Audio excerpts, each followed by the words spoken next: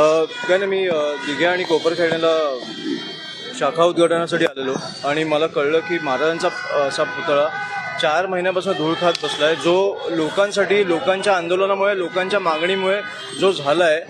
पण मला वाटतं की सरकारमधनं कुठच्याही मोठ्या नेत्याला किंवा मंत्र्यांना वेळ नाही मिळाली त्यांचं अनावरण करण्यासाठी, त्याचं उद्घाटन करण्यासाठी. त्याच्यामुळे तो 4 महिने मला वाटतं हा एक घाणेरडा कपडा होता त्यांच्या भोवती, तुम्ही बघितलं असेल, ते धूळ खात बसलेलं आणि मला ते बघवलं नाही. म्हणून आम्ही आज, मला वाटतं की माझी पहिली राजकीय केस किंवा जे काय ती महाराजांसाठी असेल तर मला खूप आनंद होईल त्याचा.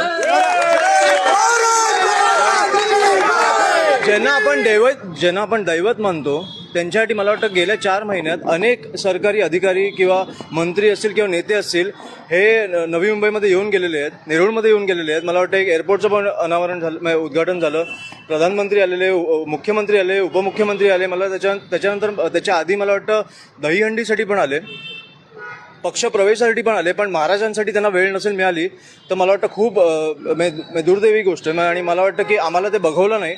मला आज कळलं की असा एक कपडा बांधून महाराजांना ठेवलं आहे. त्याच्यामुळे मला वाटतं की आम्ही सर्व महाराष्ट्र सैनिकांनी तो एक हे घेतलं की आम्हाला असे बघायचे नाहीत महाराज. आणि मला वाटतं नवी मुंबईला पण नाही बघायचे. तर नवी मुंबई आणि सगळ्यांच्या दर्शनासाठी मला वाटतं महाराज आता तुमच्या समोर आहे. सर, अशा अनेक वाजता की ज्या उद्घाटनाविना पडून येतो, मला प्लीज सांगा, मी येतो.